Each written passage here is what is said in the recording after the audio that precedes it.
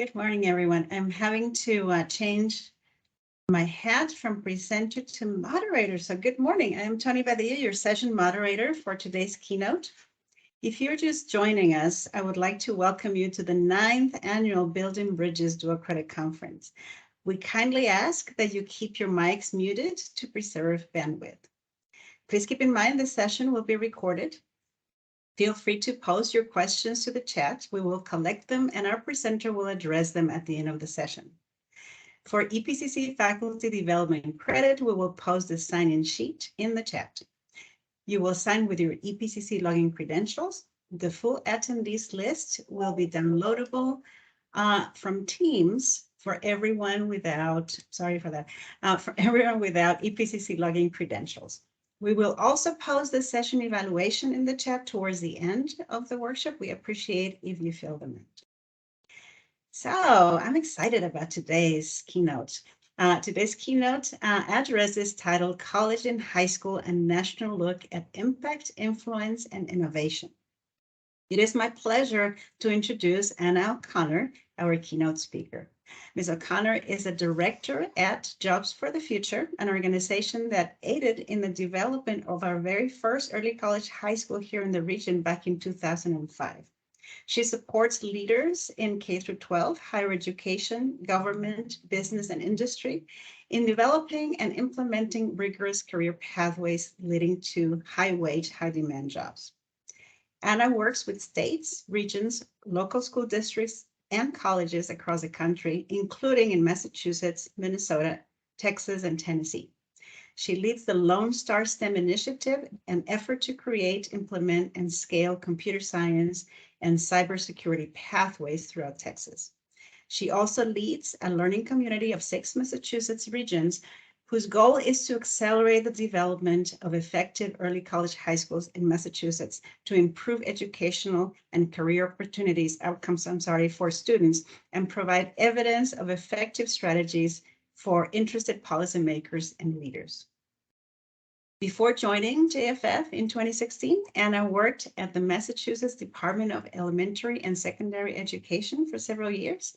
Initially, she was in the Office of Planning and Research, where she was part of a small team that helped strategically plan and monitor progress towards the agency's 6 goal areas.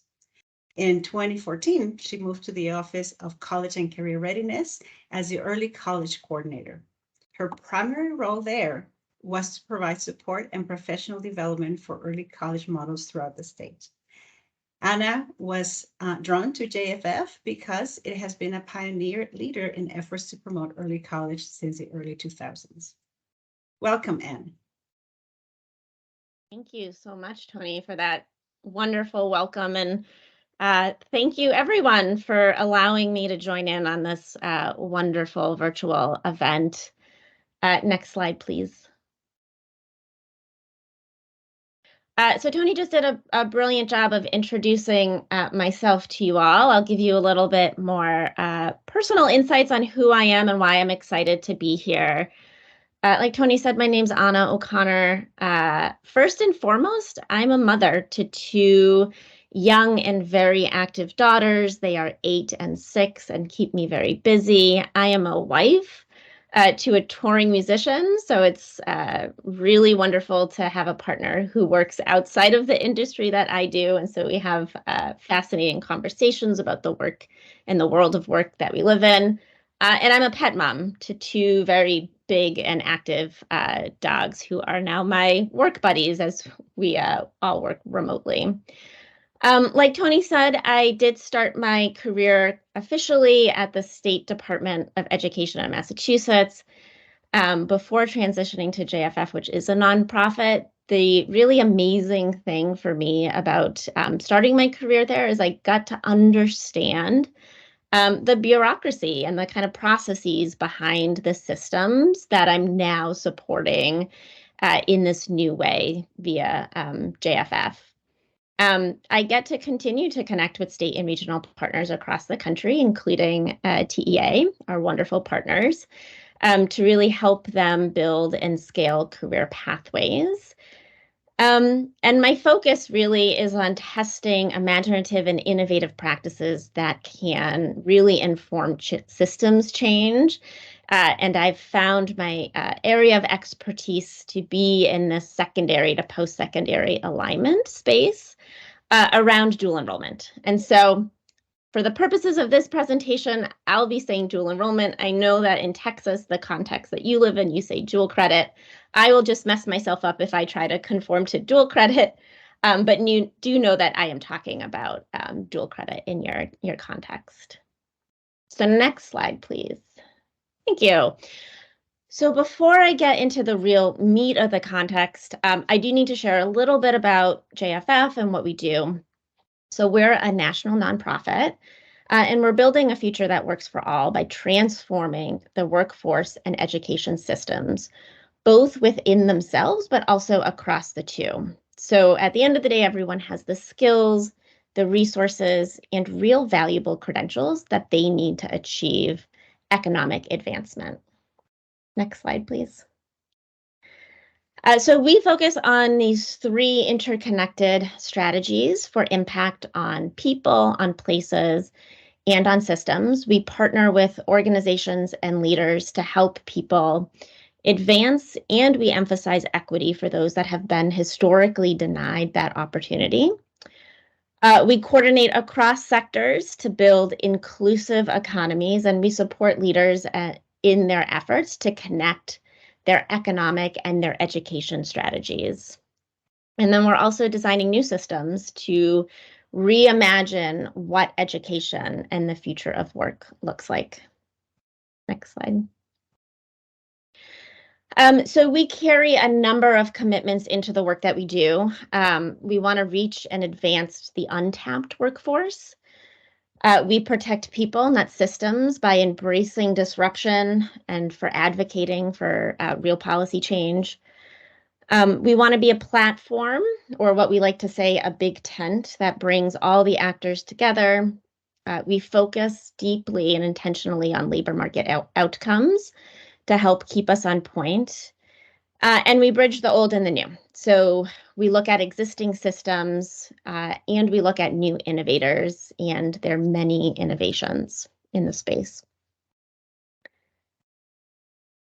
Back a few. That's okay. I so appreciate you doing this. Perfect. Thank you. So our approach. So JFF, we're actually not a direct service provider ourselves. So rather, we work with system leaders to help them design models and innovative solutions in workforce and in education and across the two. So we serve as an intermediary that creates and fosters a number of networks that bring those solutions to scale.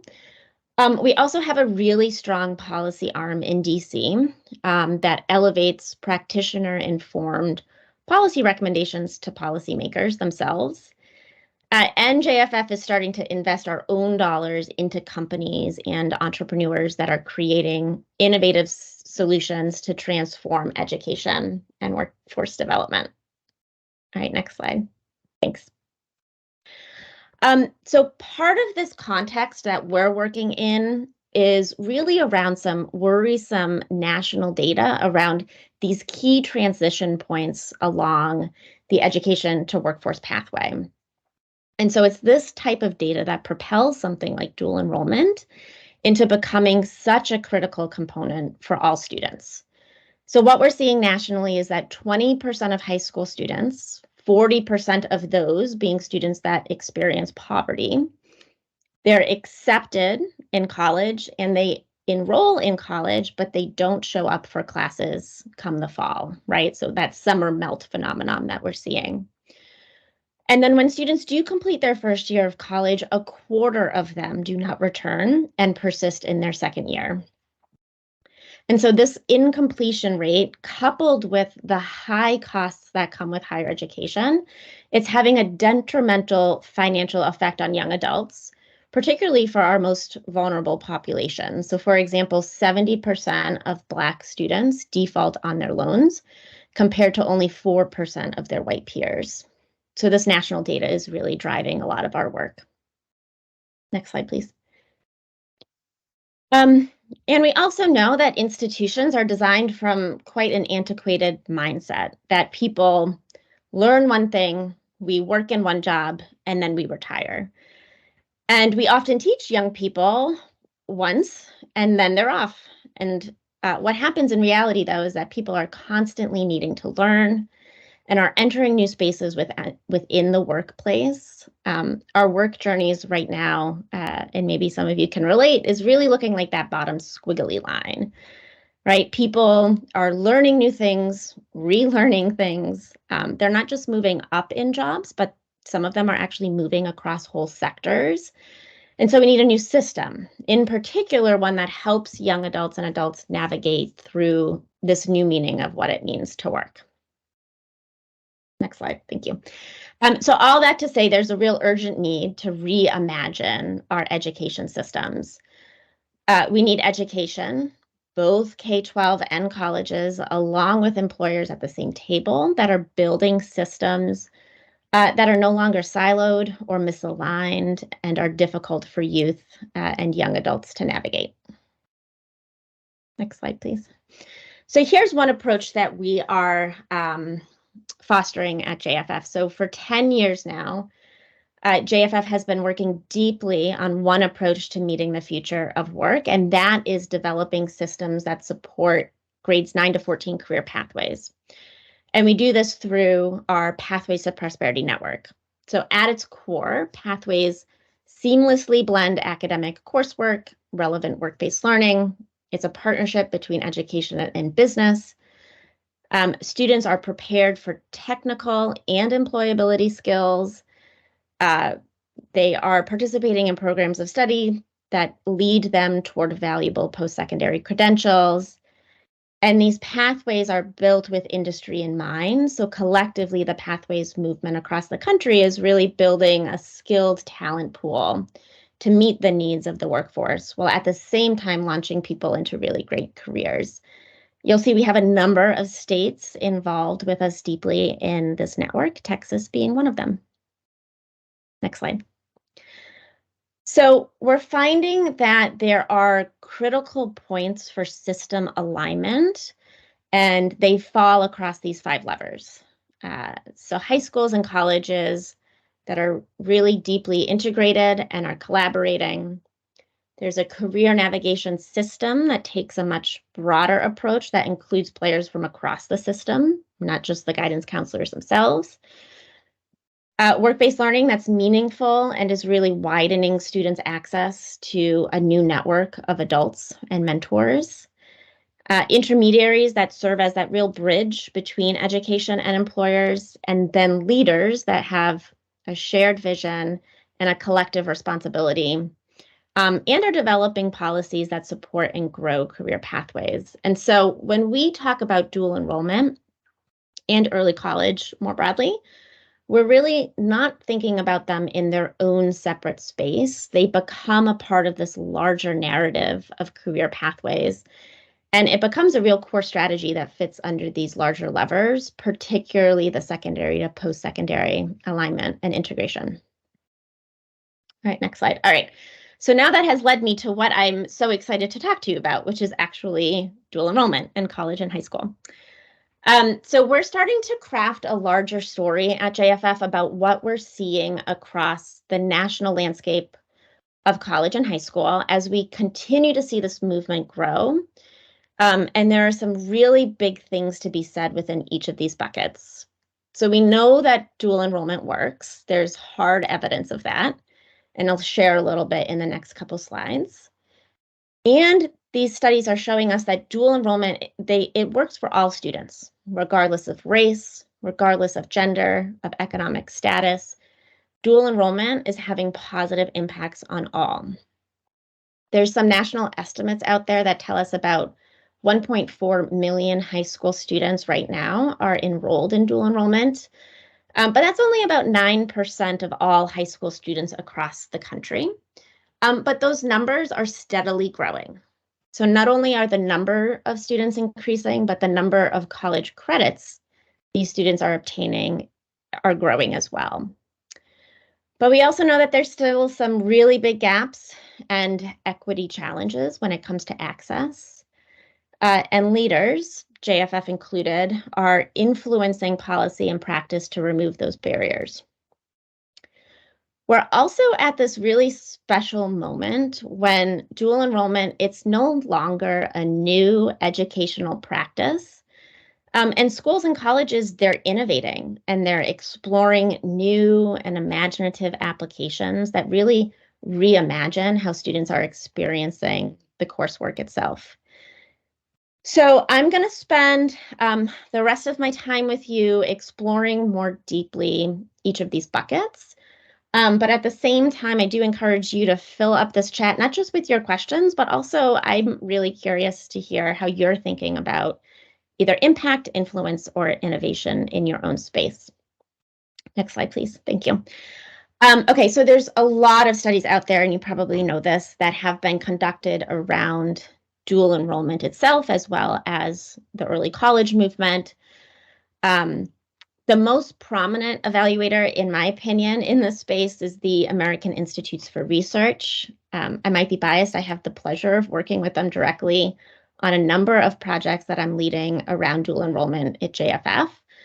But they really have been the dominant voice in showing the outcomes for students, both in terms of educational outcomes, but also on something less studied, which is around programs' return on investment. So the most recent studies coming out of AIR are from this longer-term impact study with the latest rounds of outcomes being published in 2019. And so this was a sample of about 2,500 students who applied for enrollment in 10 early colleges around 2005. And then those students were randomly selected for admission into the early colleges or not. So this study was able to have control students. I have some really exciting intel from my AIR friends that says there's some new outcome data that's going to be published very, very soon. And that's going to continue to follow this cohort of early college students that they've been studying to show outcomes across now an even longer amount of time post high school graduation. So that should come out early next year. But what they found in this 2019 study really is that early college students saw tremendous positive outcomes in post-secondary enrollment rates, right? So more than 3 in 5 students enrolled in college by the end of high school. And when they're compared to their control group peers, you'll see that there's a tremendous advantage that early college students had. The 2019 release of the study, it was able to follow these students 6 years after high school graduation. And even then, early college students were more likely to enroll in college, given that extra amount of time. Next slide, please. Thanks. So as you can see, impact continues as students complete post-secondary degrees. More students are earning any college degree. And fewer, but more than control peers are earning a bachelor's. You know, I'd argue to say that there's still a big way to go for all groups, but the overarching message here is that students participating in dual enrollment are really outperforming their peers. Next slide. So this last slide on impact is an interesting one. So there's many studies beyond just AIRs that have looked at the student outcomes part of this, but much fewer that have examined the real costs of programming and its economic benefits.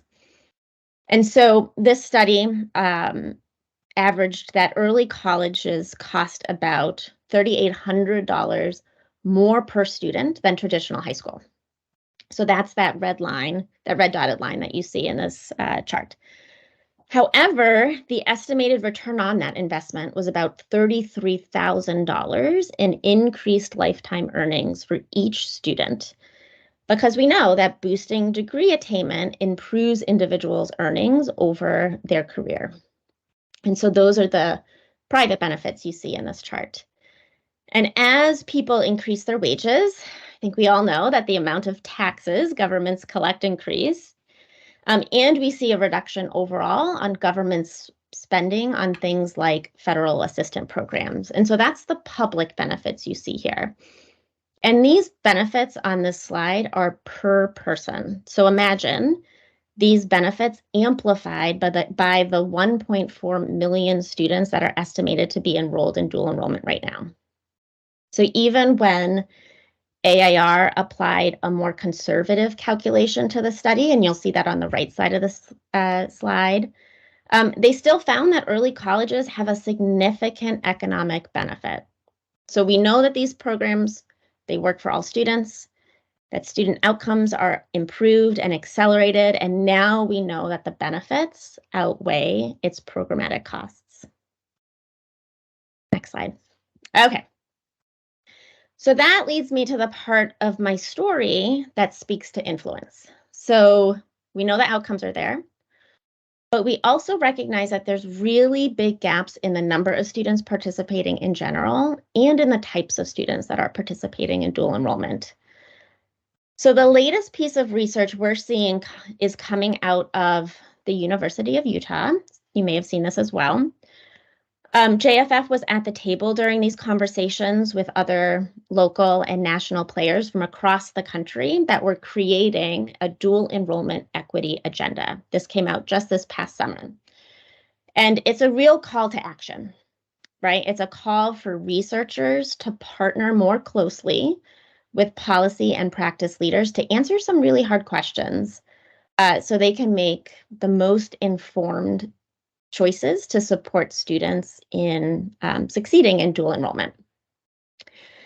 So it was a very long report, but here are some of the key takeaways that I took from the research agenda. And I want to pull out some of the cross-cutting questions that emerged that I think are important for practitioners like you all to ask about your programs. And so these questions really fall across the 5 priority areas that you see here on this slide. So we should be able to better understand how our practices close equity gaps. What specific pieces of the programming are having the most impact? And how can we replicate and scale those particular practices? How do we understand the variations across dual enrollment practices and how those differences influence equitable outcomes? How can we unpack short-term and long-term outcomes? And how can we start to examine the less frequently studied outcomes, things like credit transfer, career outcomes, and even larger community outcomes themselves? There's also a really big gap in understanding how dual enrollment influences things like student social emotional development. I'm going to share with you one model that we're exploring at JFF toward the end of this presentation that starts to deepen our understanding of this topic a little bit. And then this last priority is an interesting one because it really asks us, how can we continue to push our research and stay on top of innovative practices so we're continuing to learn and in turn, continuing to innovate even more. All right, next slide. So I have a couple practical practices that I think are just such best practices that I've seen in partnering with programs across the country and wanted to raise up a few of them for you. I can guess that you are all very, very deeply familiar with things like MOUs and how they play an essential role in establishing things like dual enrollment. But MOUs can do so much more. So this is an example from, honestly, the most comprehensive MOU I've ever seen. I love this one so much. I actually share this with almost every single partner I work with, and it happens to come out of Texas. So of course, you'll see that this MOU spells out the relationship in terms of dual enrollment, the logistical pieces of it, but it also clearly outlines how secondary and post-secondary are partnering and aligning on things like governance structures, marketing, communication, parent involvement, recruitment, advising, professional development for instructors. I won't read them all, but what I will note is that there's also a section for what collaborative student support services look like. And although there's a section for itself, I would argue that in general, this is a really wonderful example of how an MOU can put students first by being so much more comprehensive and really align on shared leadership on so many aspects of dual enrollment itself. Next slide. So one of the most troubling trends that is really emerging from some recent research is that enrollment patterns within career and technical programs are not aligned to the careers that have high labor market returns. And believe me, I know that there are many reasons to choose a career. I'm married to a touring musician, and salaries are really only one of those reasons. But there's a sizable gap between the supply of graduates and labor market return in some fields. And so this is why we think it's important to start first by identifying the promising credentials within the industry you're trying to build a career pathway in, supported by dual enrollment. So we define promising credentials, as you see here, as stackable, transferable certifications and/or degrees that lead to occupations that are in demand, offer a family supporting wage. We define that by a salary that supports one adult and at least one child. And the career provides opportunities for growth within the industry. So it's then that secondary and post-secondary can begin to backward map and identify the right dual enrollment experiences along the pathway, along high school. And so the report linked here shows how JFF worked with one of our partners in the Great Lakes region to do this type of analysis as they were building healthcare pathways and trying to identify the best dual enrollment within that industry. Next slide, please. So door opener courses, as we've defined it, provide foundational industry exposure and apply to the highest number of options for post-secondary credentials within a particular industry. So these are courses that are especially beneficial for students who are interested in an industry, but don't know yet the specific career they want to pursue. Again, these are high school students. Oftentimes, these courses include certainly general education courses like a Writing 101 course that is required across all college degrees. But it's also foundational technical courses. So these courses are required by the most degree programs, making them a really safe bet to take. So even if a young person hasn't formally determined their degree program, it's still very valuable, transferable college credit. So for example, in the report that I shared in the last slide, we found that across all of the health degree options at the community college we were exploring, Composition 1 was a required course for 21 health degrees, Human Anatomy for 16, Human Physiology for 12, Elementary Statistics for 11, and Medical Terminology, a requirement for 9 healthcare degrees. So we would consider those 5 courses I just listed as door opener dual enrollment opportunities.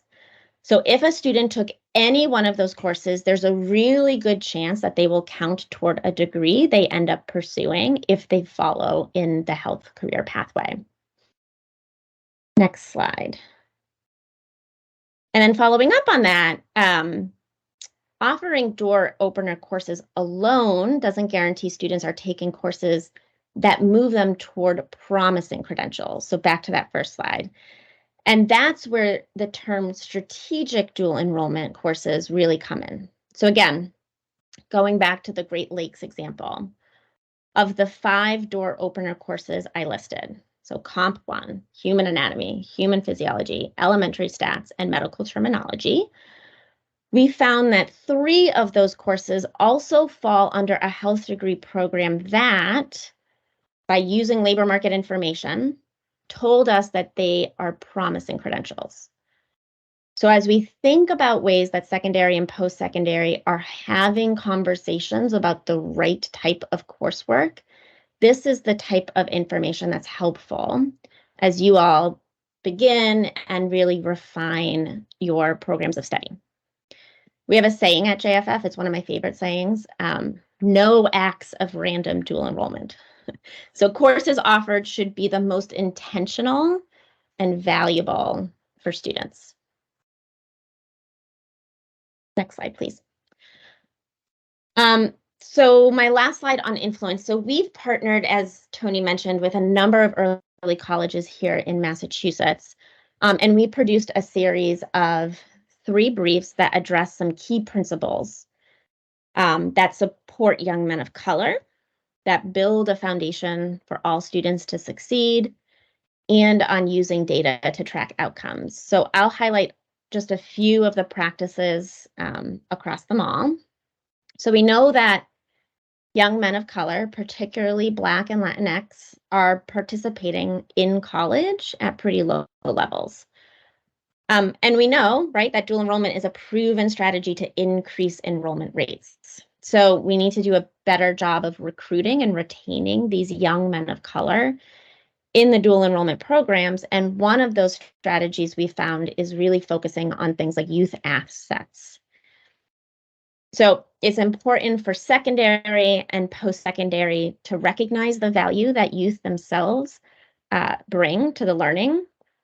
And some partnerships in Massachusetts are starting to design programs based on principles of positive youth development, meaning that aligned programming, they're attentive to youth voice, they engage them in problem solving, it acknowledges barriers of racism, and it supports youth leadership. So moving on to the middle column, we found that many schools created a first-year experience type of college course that was required for all 9th grade and all 10th grade students to complete. So not a subset of students that might be interested in dual enrollment, but really a requirement for all early high school students to complete. These courses were co-designed, they're co-taught by high school and college faculty. Typically, they were for 1 college credit, some for the full 3. But what these courses allowed for was for all students in the high school to become exposed to dual enrollment.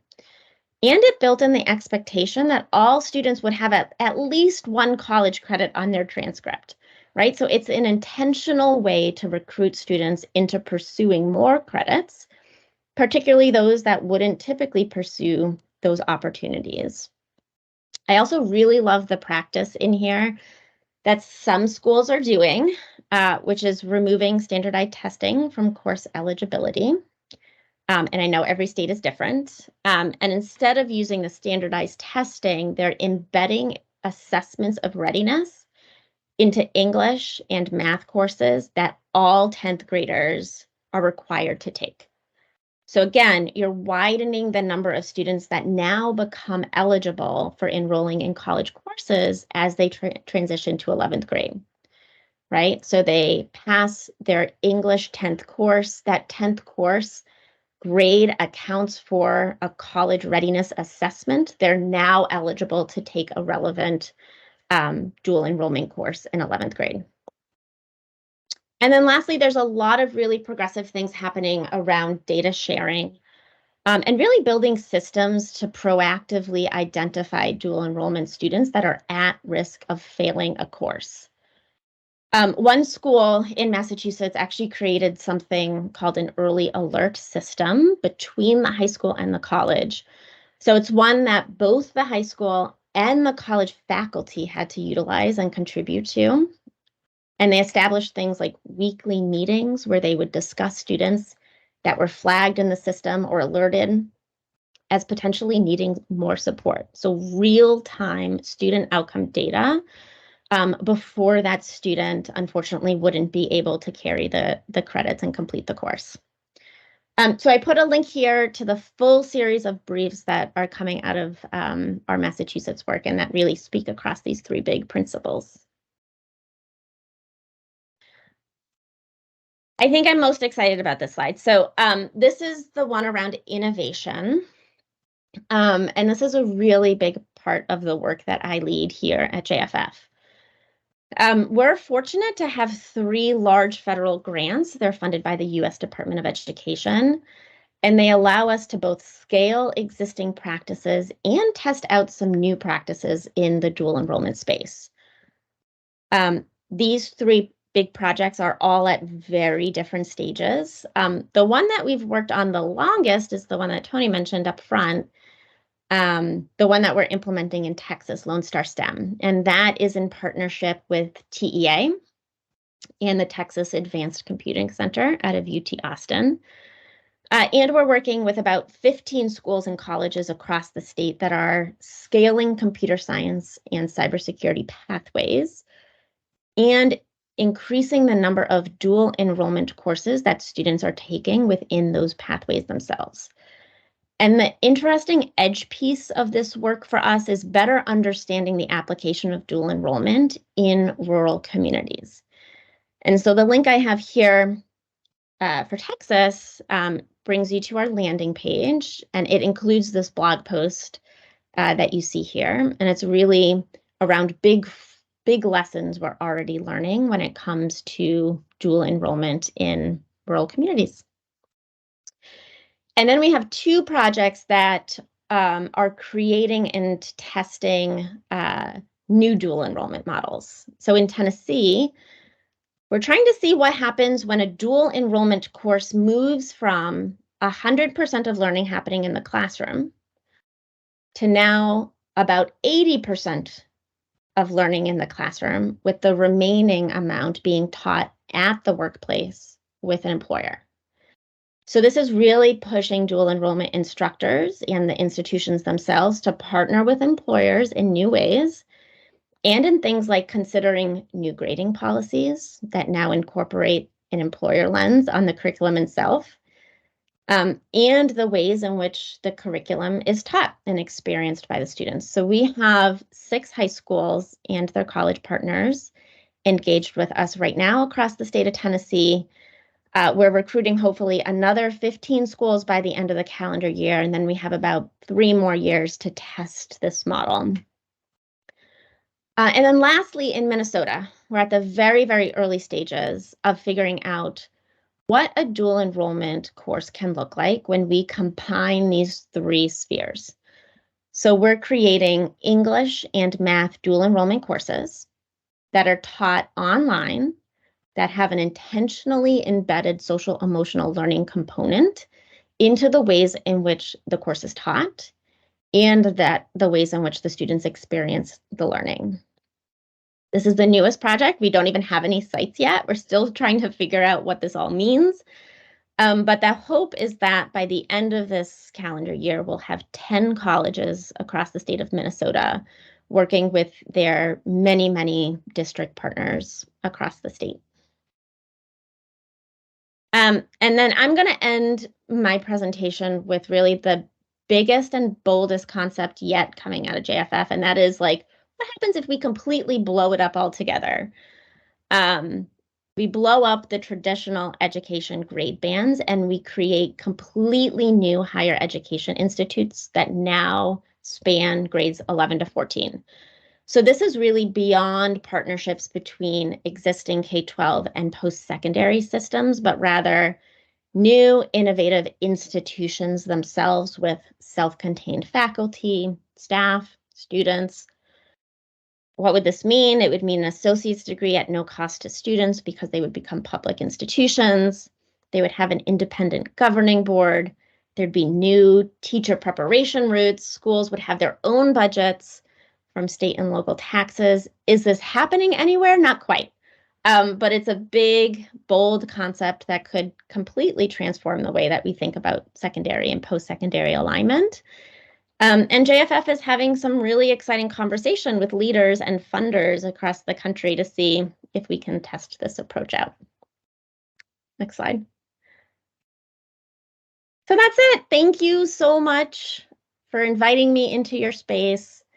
I would love to answer any questions that have come up in the chat, or if you'd like to go off mute. And this has been my new motto, like, let's strengthen dual enrollment through imaginative and powerful innovation, and let's do it together. Thank you.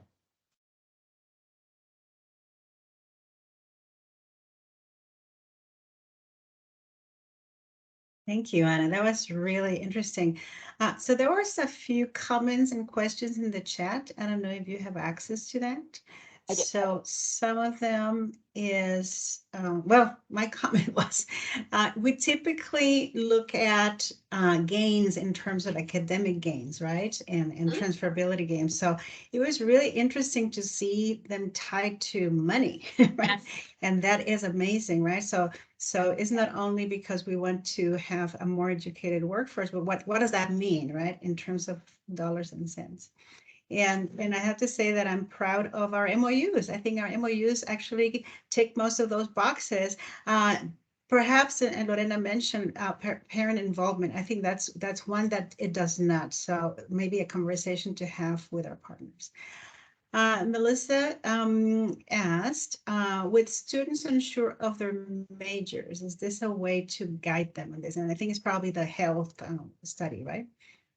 Yeah, and that was probably around the introducing them to door opener dual enrollment. The interesting thing too we've seen is that yes, identifying door opener and strategic dual enrollment opportunities certainly happen within a pathway themselves, but it can also happen across a multitude of pathways, right? So you're a high school, you offer 5, 6, 7 different career pathways within your high school. You can identify door opener dual enrollment that cuts across all of those pathways. So it could be a student doesn't know what they want to do at all, but they're really interested, intrigued, and eligible to participate in dual enrollment. What are the door opener courses that are best bets across all degree options out there? And then they can really begin to tailor what they enjoy and are really interested in by moving into those strategic courses along the way. Right. So in case you didn't join us for the previous session, so at Opesa Community College, we do have, we call it the Magnificent Eight, right? Those 8 courses that pretty much apply to any degree plan and that we, promote at the high schools. So I am going to borrow no random acts of dual enrollment. I love it. Yes. Oh my goodness. So we have our first in-person Pathways of Prosperity Network Institute happening on Monday. It's our first back to in-person since the pandemic. And one of our swag this year are big pins that say no random acts of dual enrollment. It's my most favorite phrase everywhere. It just gets to the point. Right. So we have had some slogans through the years. It's like one of them is just because dual credit is good, more dual credit is not necessarily better. And applicability over transferability of credits, right? So we really want to focus on that. This question was actually, I was curious, you brought up that 9% of high school enrollment in dual credit. Yeah. I'm curious for those in attendance in our high school partners, do you know how many, what is the percentage of your high school students that actually enroll in dual credit? And if you don't, I ask that as you go back to work on Monday, that you find out, right? Because I'm curious, I have no idea. I have no idea if we are at 9% or higher or lower. Who knows? Cheryl asked, does this program also encourage and target enrollment success for women? I'm gonna guess maybe this is when we were talking about the briefs and specifically thinking about men of color. And I would say yes to women as well. So it certainly is not exclusive to any student demographics, but rather inclusive of particular students who are historically unenrolled in colleges. And we find that men across the board, particularly men of color, are not participating in college. The interesting thing around women is even in Texas, our Lone Star STEM project, when you start even drilling it down to particular pathways, computer science, cybersecurity, these are industries that are not led by women. They are not filled with women.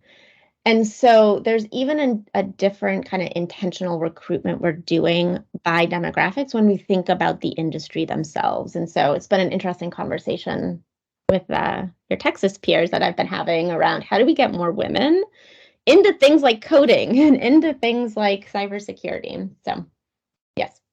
Right. So enrollment in dual credit is so different, right? Because when we look at our early college high school enrollment, the majority are girls, the majority are women. But for certain pathways, it flips, right? It's not the same.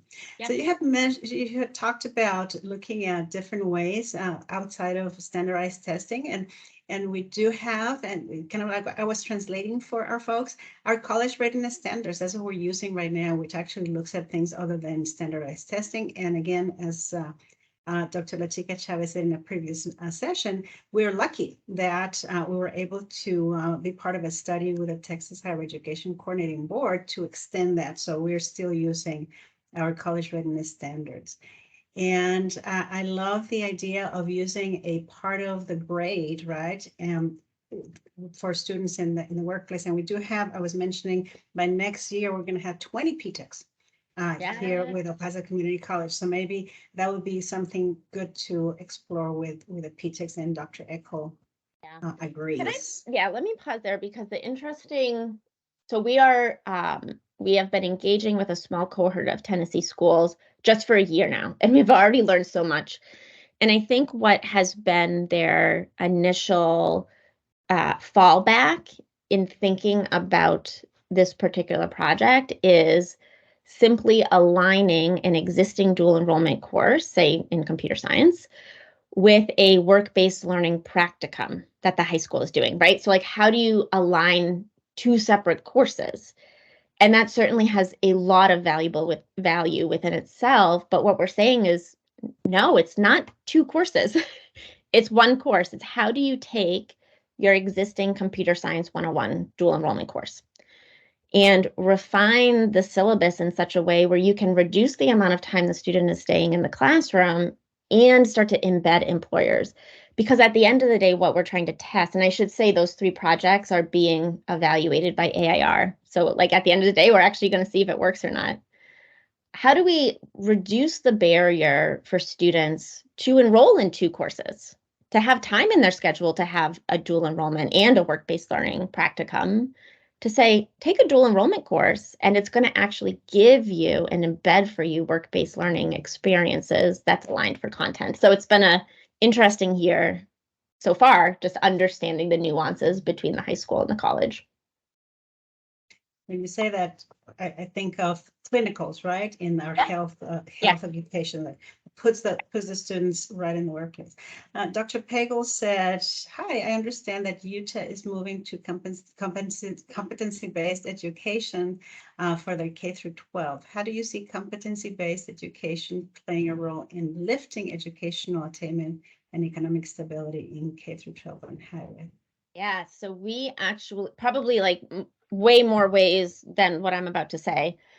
This is actually coming up in the Tennessee project as well, because as we think about bringing to the table an existing dual enrollment syllabus, for example, with an instructor who has taught it for years and years, we're asking them to bring in an employer and start to co-design that course and really use competency-based standards and skills to understand what is best for an employer to teach in the workplace versus an instructor to work in the classroom. And we're doing it by looking at competencies. And so that's a place itself where competency-based education can really just be utilized to continue to engage employers themselves into an education system where they might not be comfortable at all. But when you ask them what skills do they need and how should those skills be taught and how can you help teach those skills in conjunction with us, the competency piece of it starts to become very appealing. That's just one sliver of that answer. That could probably be its own session itself, but I'll stop there. Okay. I don't see any more questions. So I really want to thank you, Anna, for participating in this conference, for bringing that national perspective, because we are so focused on what we do here in our region that, seeing what's happening out there, right, is a good point of comparison to see how we're doing, where we need to focus our efforts and maybe to pat ourselves in the back because of the good work that we're doing as well. So please thank our friends at JFF also for the great work that they do. And to our participants, thank you so much for joining us this morning. I hope that all of you were able to sign in. If you were not, you will show up in the registration, and that you can tell us what you thought of the sessions, right? That really guides us as to what we're going to do for next year. And which brings me to next year. Next year, we're going to have our 10th annual Dual Credit Conference. We will be in person, we promise, and we're planning something very special to celebrate our 10th anniversary, which, by the way, I have to thank the Dual Credit Conference Committee, all of these wonderful people that you have seen behind the scenes, being moderators, monitoring the chat, being the tech people, really putting together the program and doing all that stuff. So thank you to our Dual Credit Instructional Committee, to all of our presenters, to all of our participants. Have a great rest of the day, and we'll see you soon.